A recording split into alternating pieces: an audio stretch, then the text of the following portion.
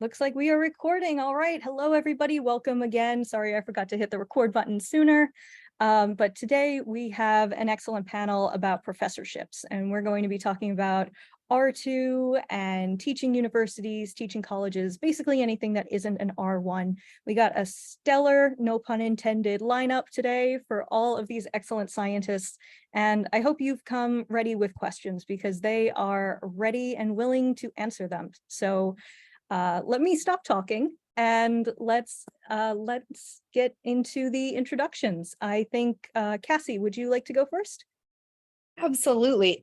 I would be happy to. First of all, hello and welcome to everyone. My name is Cassie Martin Wells. I use they, them pronouns.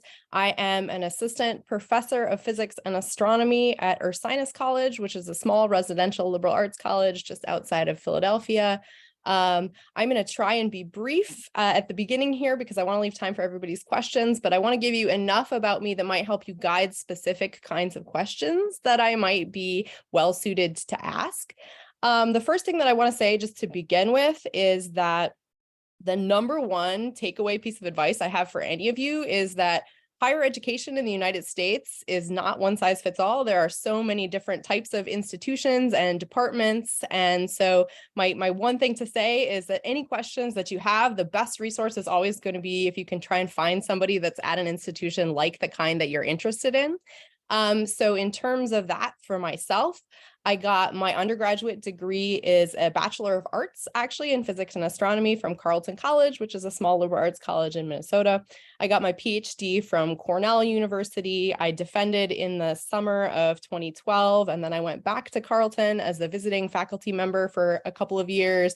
Then I've also been a visiting faculty member at Franklin and Marshall College in Pennsylvania. Spent 1 year as a visiting person in my current institution of Ursinus, and am now getting ready to present my tenure materials in the fall. So I have been at a lot of stages at different types of institutions. In addition to teaching a lot of physics and astronomy, I also have a pretty extensive background at this point in sort of curricular assessment and learning outcomes based on committee work that I have done over the years, and also a lot of training in writing in the majors and writing intensive courses. Ursinus College, where I currently teach, has what's called the Quest curriculum, which is based on asking fundamental questions across the liberal arts curriculum. And one of the things it involves is a common intellectual experience for all of our freshmen, where every freshman reads the same texts in the first year and is all writing papers at the same time. And one of the kind of unique things about the way we do that at Ursinus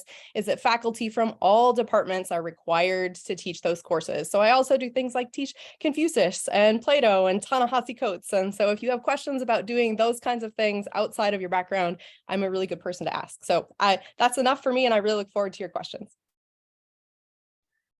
Thank you so much. I think, Ed, you were the next one to join us. So you want to go next? Sure. Yeah. Hey, everybody. My name is Ed Buie II. I'm a assistant professor at Vassar College. It's in Poughkeepsie, New York, liberal arts school. And yeah, so I did my undergrad at Michigan State, did my master's and PhD at Arizona State, and then defended that in 2022, and then started this position in the following fall. So yeah, I'm just got done my first year here. And actually I came back from a teaching workshop. So I had a strange kind of path in graduate school in that I'd never TA'd, but I did do a lot of teaching in prisons and mentorship programs.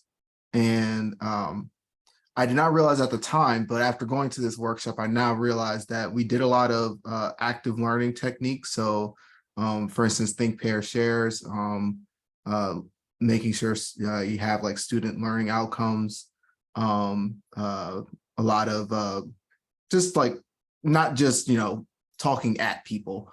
And I brought a lot of that experience to my teaching here. And yeah, and just looking to refine things. So yeah, looking forward to your questions. Thank you so much for being here today, Ed. We really appreciate it.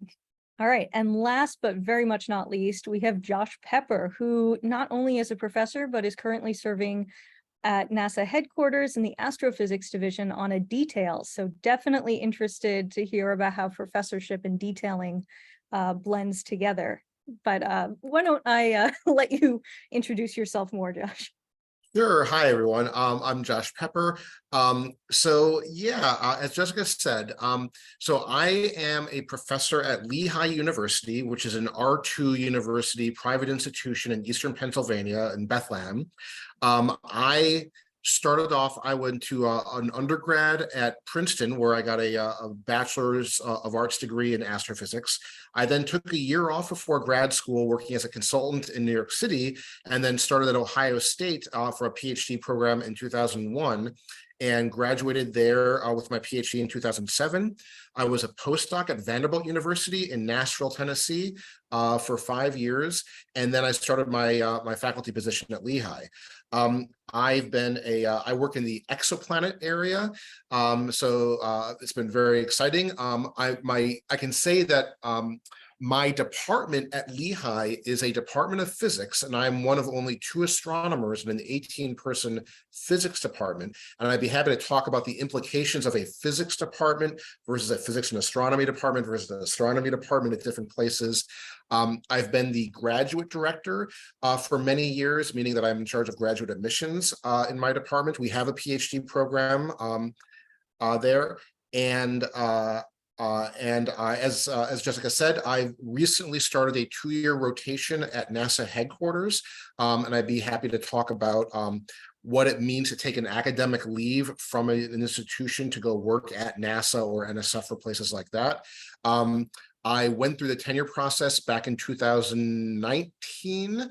So I passed through that, and I've served on search committees within my department, and as I'm sure Ed and Cassie might have as well. And so we can also all speak to the process of what it looks like on the other side of reviewing applications for faculty positions and the kinds of things that get referred to and talked about and evaluated in that process. So, yeah. There's a lot to talk about, and I've been looking over at my NASA computer, watching the questions just roll in. So if it's okay with all of you, shall we get started? All right, let's go. As of now, the most upvoted question is, what are your job expectations in terms of research, teaching, and service?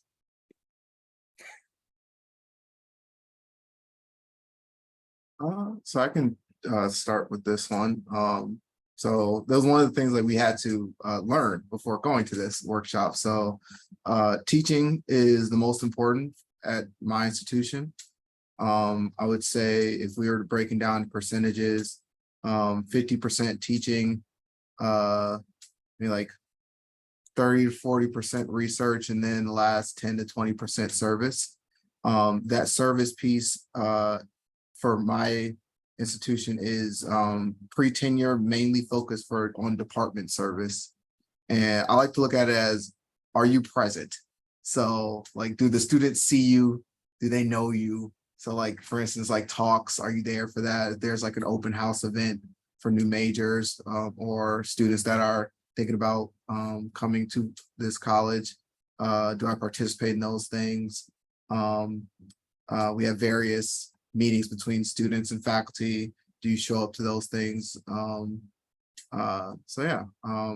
The research, I look at it more as a, because this is a undergrad institution, I look at it more as an avenue to get undergraduates into research and get them skill sets for whatever they want to do in the future, whether that be in industry or graduate school. Most students here in the major do want to go on to graduate school. And so there isn't like a lot of pressure on publications and getting research grants, but of course, they're happy when you do get those things. And so the teaching main thing, they want to see that I am regularly evaluating my teaching. They want to see, they want to know about things that I tried that worked, evidence for how it worked, things I tried that maybe didn't work, how I adjusted that. How do I grade? What feedback do I provide for students? What is my teaching philosophy? Things of that nature.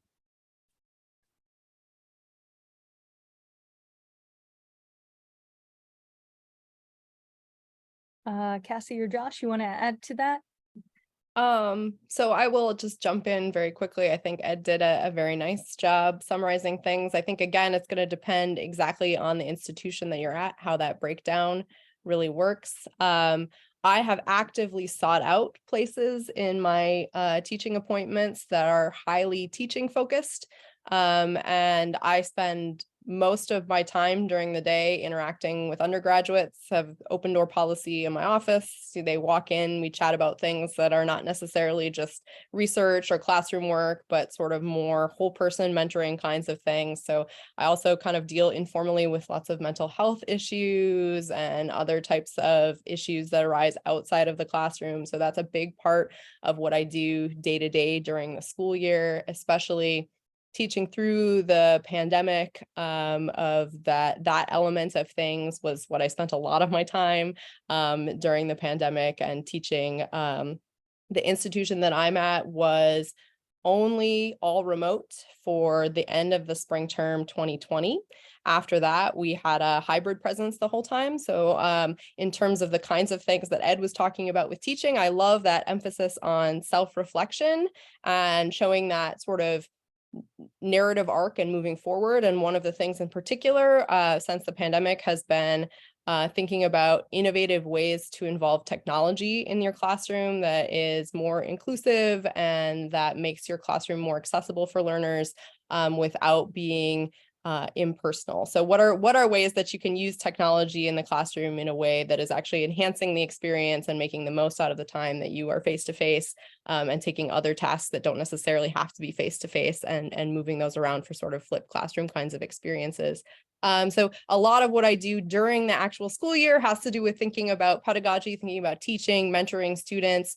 I have weekly research meetings with my students, but most of my research is really gained around, like Ed was saying, providing really meaningful experiences for undergraduate students to be involved, not in just collecting data, but trying to get them to see what it's like to plan an experiment, to think about writing papers, about presenting at conferences. So kind of all of those soft skills that sometimes we expect people explicitly to pick up along the pipeline through planetary science, astrobiology, physics, et cetera. And so then my summers are much more dedicated to having 1 or 2 summer research students that we're really doing all of our sort of what would have been more like a graduate or a postdoc sort of research experience where we're really trying to get measurements done and get some material out there. So at my university, as an R2, like many, but not by far all R2s, they like to be an R1, which means that they try to adopt a division of expectations of the faculty that are closer to that of R1s. So that means that our expectations are 40, 40, 20 in terms of the percentages between research, teaching, and service. So 40% research, 40% teaching, 20% service. The teaching load at our university, at our department, is 1 and 1, meaning 1 class taught each semester, although that can go up to 1 and 2, depending on a variety of other things. The teaching can be both at the undergrad or graduate level, and one of the expectations in order to get tenure is that you do successfully teach at all levels: introductory undergrad, upper level undergrad, and graduate level classes. This service work is expected, as Ed said, mostly starting off within the department service work, serving on search committees, serving as graduate committees or undergraduate curriculum committees, and then as you get more senior, you then do more and more work at the college or university level, and all of this work, the service work, is almost but not entirely committee work.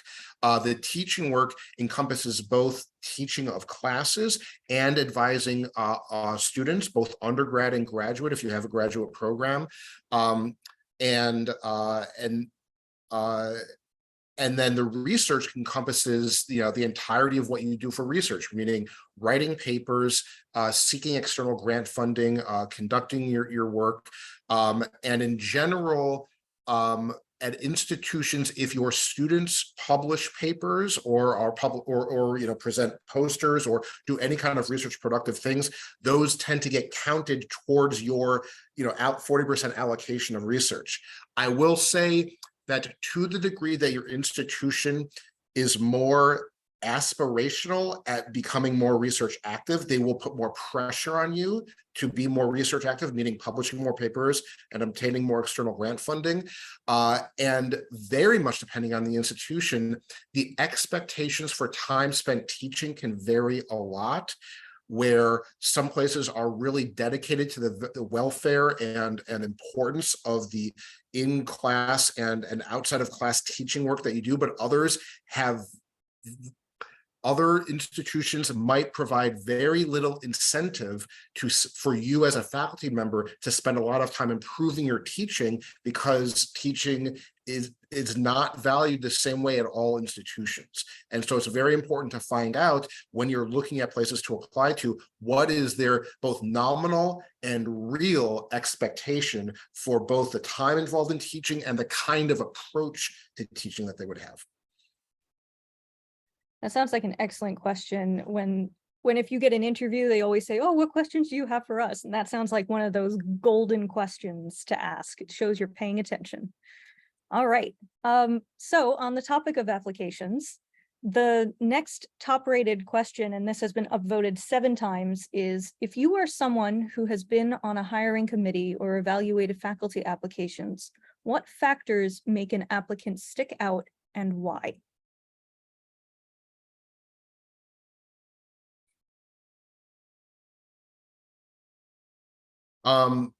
I can speak to that from a few search committees. One thing that definitely sticks out, especially these days, especially institutions that struggle to get a diverse enough set of applications of applicants across various metrics of diversity. If you come from a department that's exclusively old white men, then having application and then there's but then at the university level, every institution that I know of is desperate to try to change that, with the very clear understanding that individual people within institutions might be more or less on board with the need to increase diversity. Having people with experience and can speak to diverse perspectives is incredibly valuable in applications, but that always has to be paired with the ability to conduct the science that makes you an exceptional candidate, as well as the ability to do the other roles that a faculty member is intended to have. Things like and I'll be honest, like at an institution that prioritizes research heavily, having large grants already coming in definitely stands out. Having a decent amount of teaching experience, interestingly, you might not otherwise think that it helps, but it does if you have the ability, not just as a TA, but having created and taught classes, say as a visiting professor or as even a postdoc or any other role, and then having a significant scientific role in your field. If you are known within your field for having done some very impactful work, that definitely shows out, especially in terms of the letters of recommendation, where people will say this person is a key major figure in this field for having done X, Y, or Z. That kind of thing really stands out.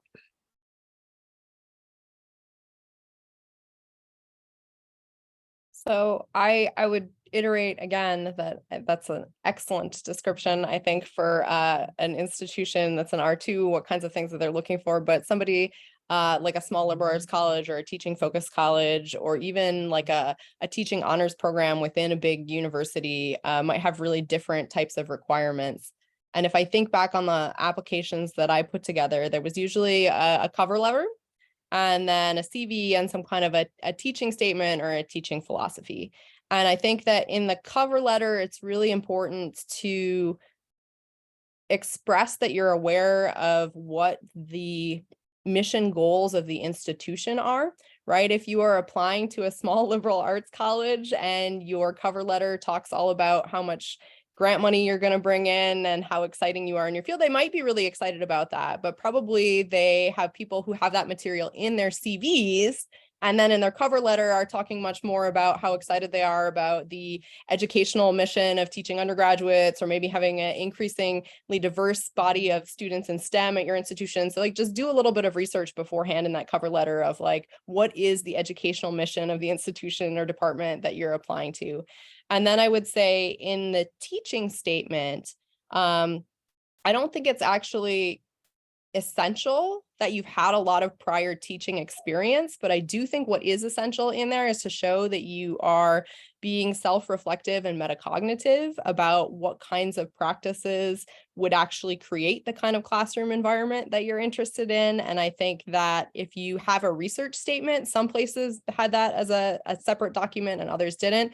You really want to, in addition to talking about all the things that Josh talked about, you know, how you've made a contribution in your field and you have exciting research topics that are in progress, you also really want to explicitly in that talk about what kinds of roles you envision undergrad students having in those kinds of projects if you're applying for a liberal arts or primarily teaching college. Ed, I know you've only been a professor for 1 year, but would you like to weigh in? So funny enough, like I will be on the search committee in the fall. So yeah, folks, if you're interested, Vassar will be looking for a physics professor. And kind of just to piggyback off of what others have said, the department like culture it's all like it is a thing already established, and so people in the department kind of already have an idea of the type of person that you're looking for that would fit what exists there, and also would bring in some missing piece. Yeah, so you know, definitely, like Cassie said, doing prior research on the institution that you're applying to and trying to get an idea of what are they missing, and tailoring your cover letter to really emphasize that I am filling in this role and will be a huge asset to your institution. Yeah.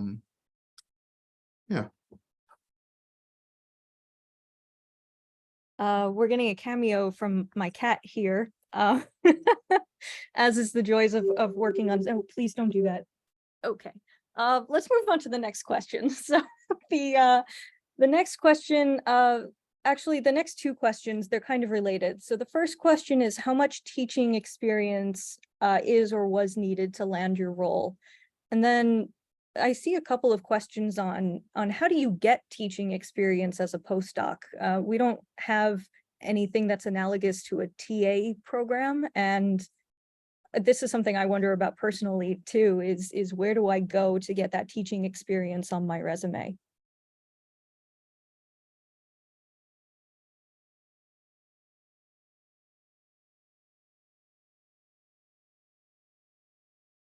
I can speak to the second part of that, not because I necessarily did it myself. When I was a postdoc, I got some teaching experience at my postdoctoral institution. I asked for it because I knew that the kinds of institutions I was planning to apply for would be interested. But when I was advising, I actually had a postdoc of mine, and one way that she got teaching experience was she kept an eye out on the wide range of local universities, everything from community colleges, regional state system universities, small teaching universities, many of whom are often looking for people to teach for, say, a semester or two. These could be adjunct positions, visiting faculty positions, and they are usually open to people with many ranges of experience and backgrounds, as long as you have a degree in physics or astro, and you can apply to them. they come in many different flavors with many different expectations of the time investment. But if you find one that seems like a good fit, you could apply to do that as a postdoc. And of course, you need to make sure that your institution where you are a postdoc allows you to do that outside work. And if you have a postdoctoral advisor, that they are okay with this.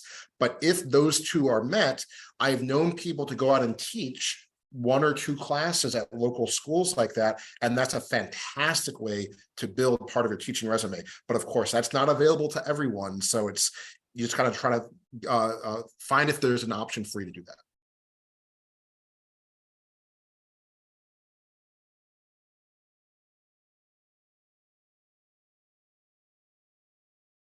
Yeah, I would, sorry, Ed, go for it if you want to. I think that those are all really good suggestions. I have at times had to fill in at local community colleges that they will even just ask of, be like, is there anybody at this local college that has time that they can fill in a course? And so teaching at community colleges is a really great experience. I've also filled in at charter schools, charter high schools, teaching physics courses. That's a kind of a way that has fewer like licensing requirements than doing that through like a public high school or something like that. So that might be something to keep in mind. And I think also that as kind of a transition in that direction, organizing a more sustained outreach kind of a program, like a week-long week-long workshop kind of a program where you're bringing in people from the community and not just doing a like 1-hour teaching, but something where you actually develop a series of lessons that string together, even though that's not formal teaching experience. I think if you could say, I've done this, I organized it, and then I can speak thoughtfully about how I organized it and what I learned by doing it. I think that that's also probably a really good stepping stone to saying, even if I haven't had formal classroom experience, I'm passionate about this and I've demonstrated my capacity to put together some curriculum. Yeah. So yeah, like I said, I taught in prisons, and that gave me a lot of experience in building a curriculum and making sure everything aligned and various active learning techniques.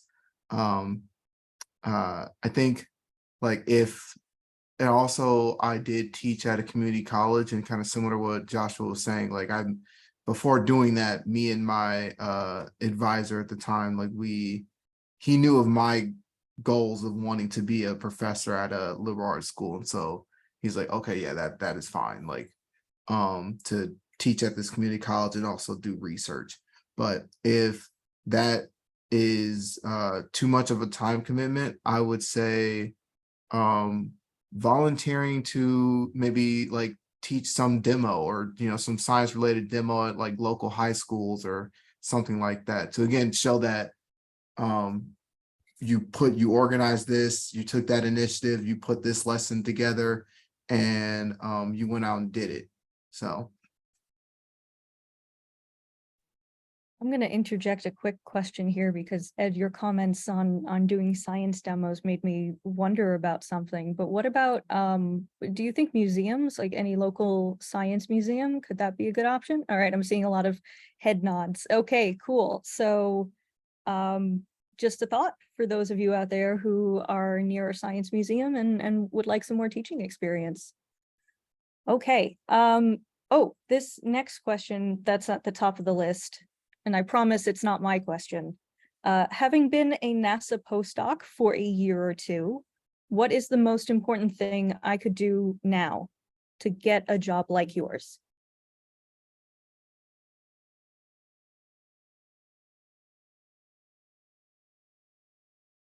I'm going to say the really obvious answer, which is just apply, right? Like get working on your application materials, put them together. You might send them in the first time and hear nothing back from anybody. But in addition to, getting the kinds of teaching experience slowly that we were just talking about, the next thing that you can do is just work on making the cover letter and all your other application materials, starting to polish them.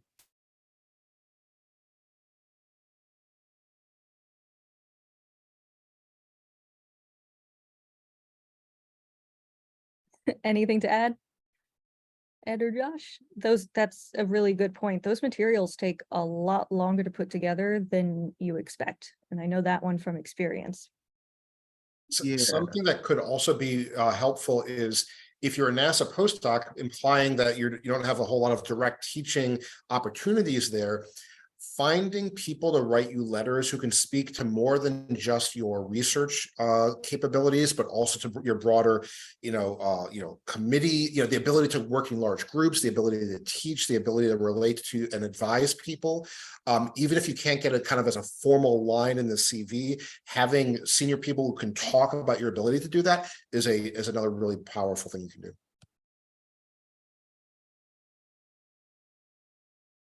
So while Ed is thinking, another thing I thought of, there are some small liberal arts colleges that have teaching postdocs. Also, they're fairly rare, but they are a thing that is coming out there. So if you're doing job searches and things, that might be something else to add to your job search, just to look and see if there are places that have opportunities specifically tailored to that you've maybe had a science related postdoc, but not a lot of teaching experience, that there are a sort of limited number of teaching postdocs out there also.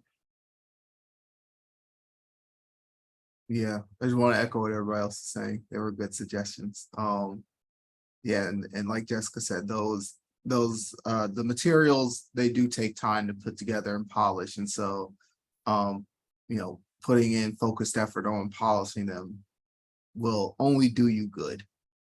So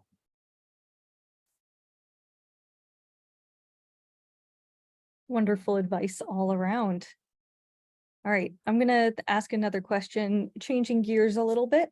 This question is asking, what are your experiences with research primarily at undergraduate institutions? And how do you set up your labs? Are lab managers key to your operations there? And even if you don't have a lab yourself, if maybe you can speak to what your colleagues might be doing. yeah. So here a lot of so Vassar has a lot of resources to enable your research. They really want to do that. For my research in particular, it doesn't really rely on any of the resources here. But they always make it very clear, hey, if you need something, just ask and we will do our best to obtain it. So one thing I like about this institution is that we have a summer program that facilitates undergraduates in doing research. So faculty members can opt into it and propose various research projects, and students you can either already have students in mind for that, or students can just look at the projects and select yours, and then they work with you over the summer on that project. So I'm doing that now for 2 different projects. And this is the first time doing it. And so I didn't come into it with some big overarching all right, at the end of this, want to get this paper out. The main thing is just to get them acclimated to understanding my type of research, different types of research in general, and how my research fits into research umbrella as a whole. Getting them those skill sets, and just putting them in that environment, because it's different from learning in a classroom versus doing research. There's a lot of research, you're going to bump your head a lot. Teaching may be more structured in that way, so you may not have those issues more. So getting them acclimated to bumping their head and understand, okay, this is a part of the research process, and a lot of learning comes out of that. So that's been my experience so far. I think that that's all really great advice, and I'm sounding like a broken record for this, but again, I cannot overemphasize how different departments will be. And in terms of savvy interview questions that you can ask about what the level of actual administrative and facilities support is at your institution, especially if you're applying to small liberal arts colleges, because some of them, like Ed just said, Vassar has lots of resources and support for things like that. Other places do not. And based on what your background has been in doing your PhD work and your postdoc work, that might be a really big shock, right? There are places that, for example, I've had times at Ursinus where we didn't have an administrative assistant just for our department. We were sharing it with other departments, and times where there's a single person at the college in charge of being a grants officer, which is very different. So those kinds of things, and like how responsive is facilities? If you need the roof repaired on your observatory, how many months are you going to have to ask them for that? So just, I think that those are all challenges that are solvable, but I think that they're things that you should be aware of going into your position. And if any of those are no go for the kinds of work that you want to do, even with undergraduates, that's something that you should know, and that the people who are potentially hiring you should know during that process, and not when you're already a year into a position. So I think that those are really important and savvy questions to ask, of like, how much resources do you actually have available from like an administrative and facilities perspective for me to do research here? I think Cassie's points are incredibly important. And as she said, institutions and departments can vary wildly. In addition to the really important things that she mentioned, IT support. Some places literally have a person in the basement who is the IT support for like an entire college. Others have like a whole section of the university that like does sort of things, IT support, grant support, whether and the department that you're applying to might not realize what is so important to you for your research. If for your research or the work that you're going to do with students requires, say, significant computational resources, does the university have the facility and the infrastructure to support that? Grants, there are some universities who where the grants office has never supported an application to NASA. They're only familiar with applying to NSF and NIH or things like that. So these are all really important questions to ask. Ed has a very good note in the chat that if and when you get to the stage of creating a startup budget, so this is after you've been hired, you can ask the chair and others in the department about the types of things that you can ask for, like an instrument or upgrades to facilities, etc. So very cool note. Maybe just like throw it. We haven't talked about negotiating in the context of PAWS yet, but maybe we'll just throw that in as a topic eventually. All right. Let's go back to the idea of faculty applications, because now the top rated question is, how long did you spend on your faculty applications, and how many did you do roughly before you got an offer? I'm seeing lots of of smiles of perhaps like an unfond remembrance of this time. So I definitely spent a couple months. So usually like the earliest things are due usually like late fall semester. And so I started at the end of the summer and continued on into the fall. The hardest thing was so what I did was like I put a lot of time into making a really solid cover letter, personal statement, teaching statement, and research statement. A lot of editing of that, make sure it was polished and all that good stuff. And once I had something, I then from then on, like it was pretty easy to tailor it to the school itself. And so like, changing little details here, for instance, changing who you address the cover letter to. You should name the chair, for instance. Changing maybe kind of, if I mentioned facilities, changing that because different schools might have different things. Or maybe certain schools, they want you in your teaching statement for you to specifically talk about a class you may create. So putting that in there. But yeah, and I applied to, I want to say like 6 or so places. Yeah.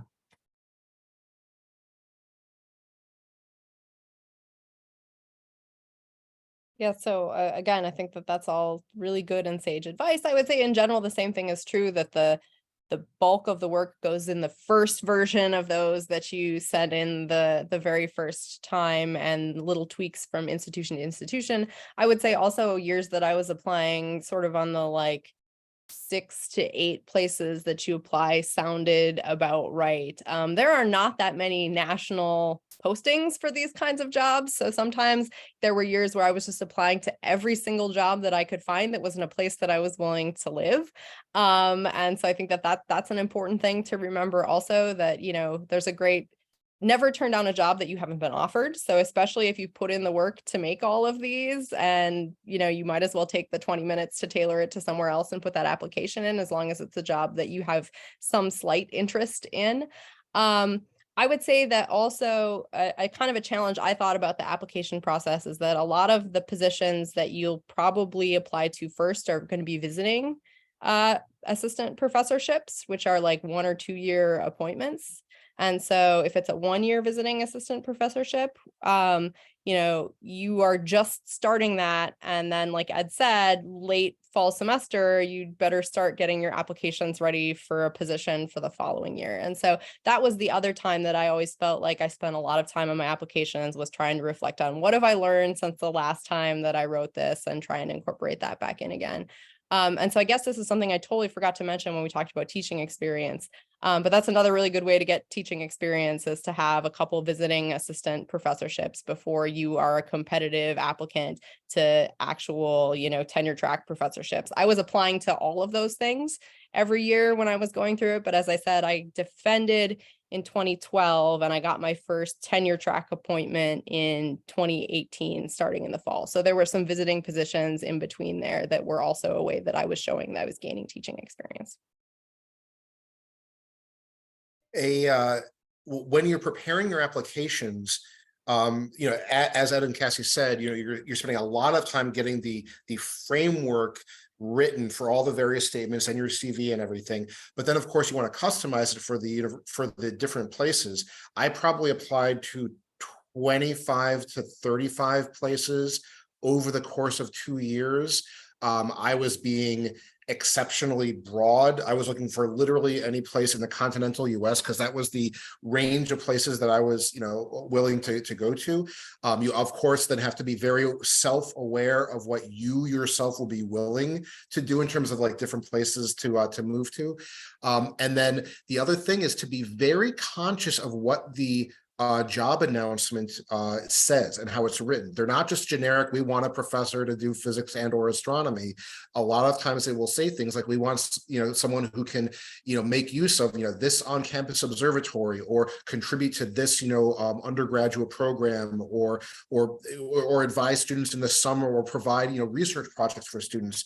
And so customizing your cover letter, especially, and then also your statements to address those specific needs of those specific universities really helps. And that's actually one of those things that can really stand out in a faculty application. Very clear that someone read the application and really wants to work at that university. And then something else that could help is, if you know anyone at that department that you're applying to, there's nothing wrong with contacting them and saying, hey, is there anything else I should just be aware of about what you're looking for, what's going on? Maybe they'll say something like, you know, we didn't put it in the job ad, but, you know, it also happened to be really helpful to have someone more on the theory side, or, it'd be fantastic if we had someone who could like run this, like, say, summer, outdoor laboratory, exercise program for the Astro Labs or something. So there's nothing wrong with trying to get as much information you can and then using it in your application. Excellent advice from everyone. Thank you. Cassie, this next question, the new top-rated question, is actually for you specifically. This person is very curious to hear more about Cassie's experience teaching writing seminars and topics outside their immediate field. How did the opportunity arise?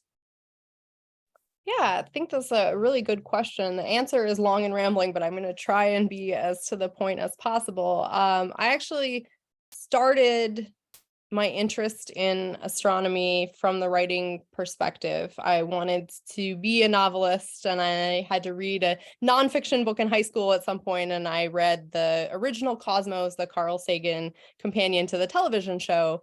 And I had always been really interested in math and science. And I said, there's something about the kinds of questions in astronomy that allow us to write about humanity and the human condition in a way that was really compelling to me. And so I decided then that I wanted to learn to be an astrophysicist because of the lens that it could give me to doing the kinds of writing things that I wanted. So in some senses, it was kind of always an embedded goal for me from the beginning. I didn't get into astrophysics by being like, I want to be the world's greatest astrophysics researcher. It was astrophysics feels like a really interesting lens to me to ask a bunch of kind of bigger questions than I was interested in. So I think part of that for me is that all the way along my pipeline or process, that's been an important thing that I've tried to kind of wrap in.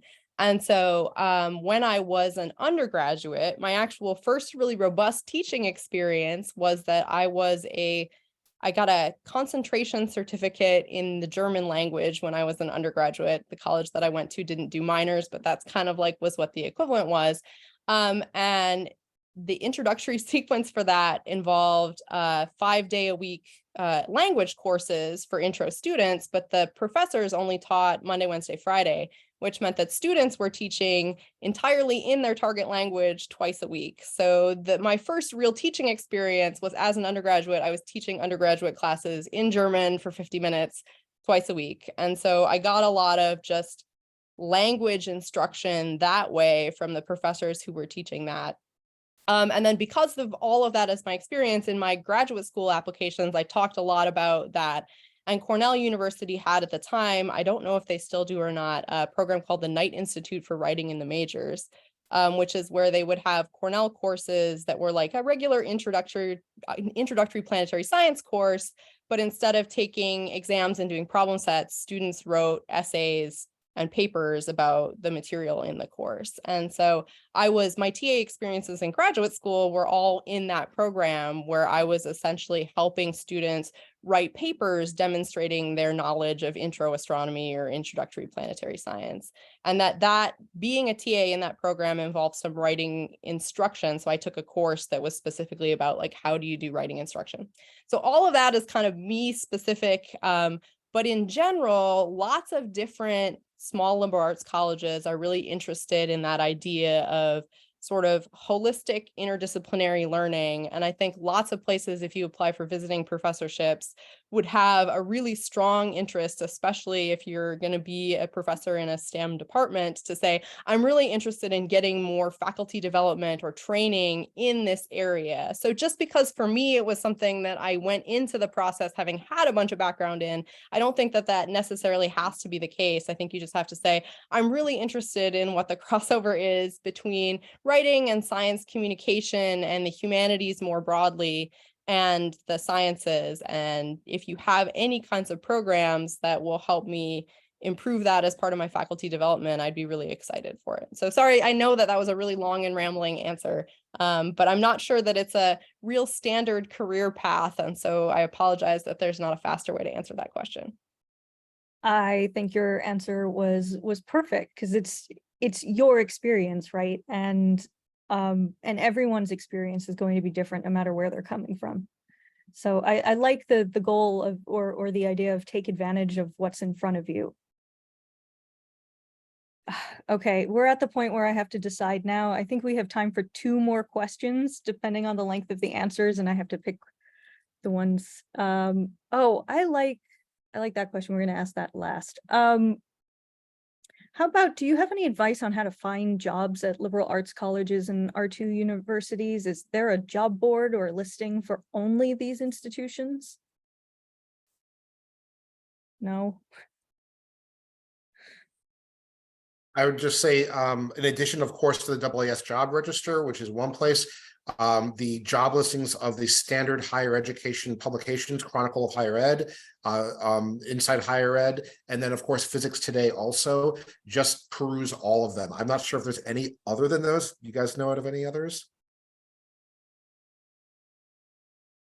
Yeah, I used the AAS job registry, and I would I mean, I had it bookmarked, I'd refresh it, every day, check there's a new one there. And yeah, and just whatever ones liberal arts schools that popped up, I applied.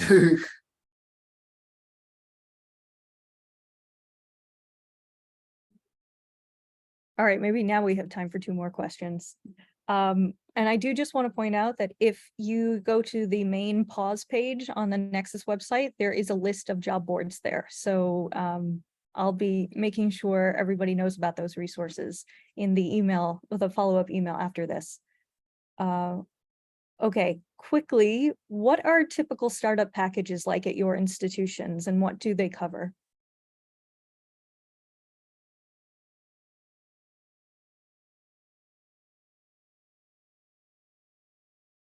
I have a funny story about my startup package. So I did not know what to include in mine. And so I was like, okay, well, essentially your startup package is money that will be used to get things that you need to succeed in your role.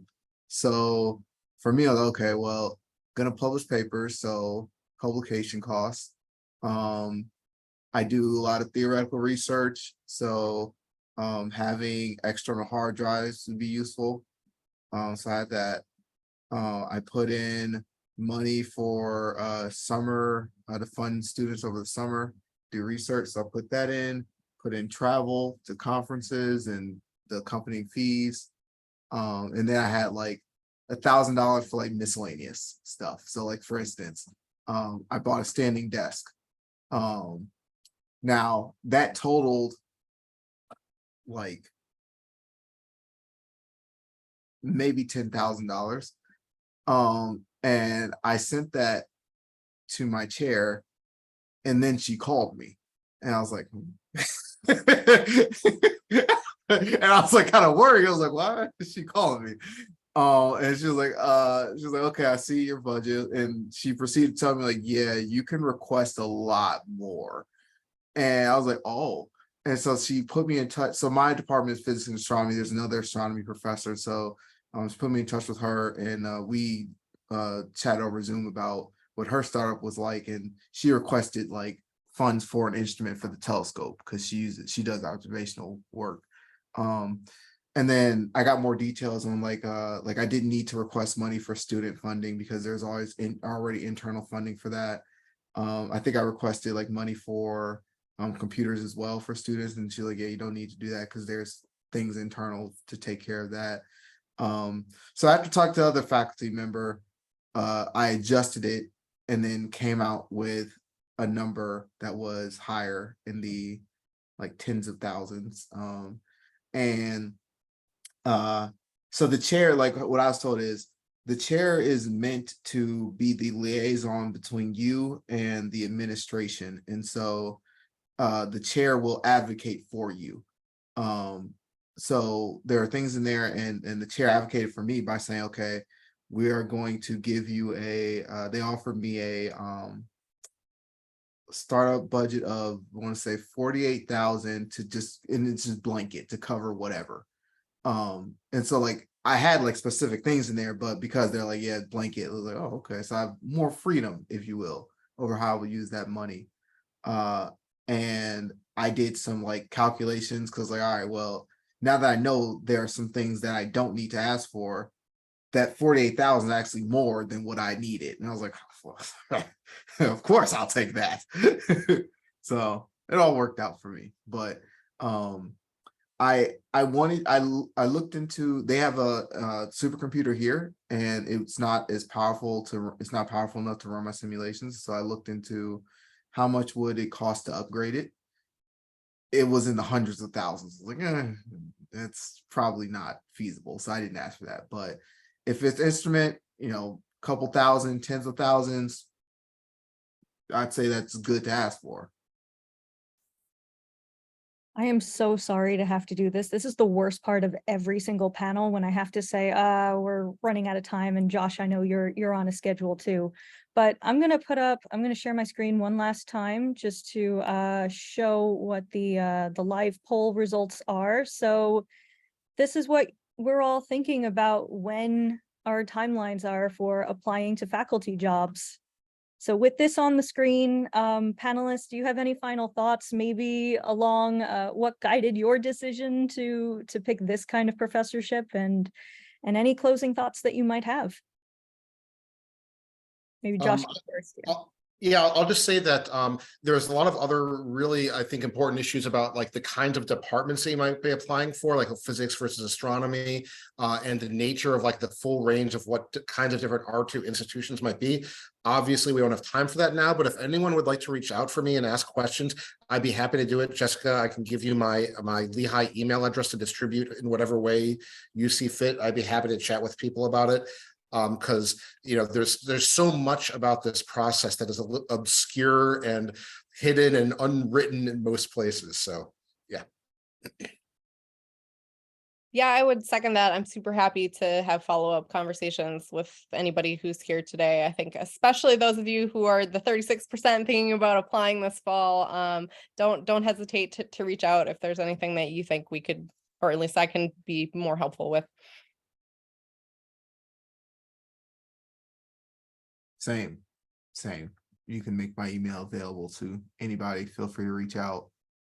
I respond fairly fast. So That is true. Yes. Thank you all so much for being on this panel today, for sharing your experiences and your knowledge with us. We really appreciate it. All 100% of us, I would say, who are interested in faculty jobs. So before we all sign off, just wanted to say thank you again to the NASA Astrobiology program for sponsoring these PAWS events. And please, everybody, I know we're on the cusp of a long weekend, so if you're going out, be safe, have fun, and we will see you next month for the next PAWS event. So bye, everyone. Take care. bye. Thank you for organizing this. Bye, thanks. Yeah. Pleasure. Bye.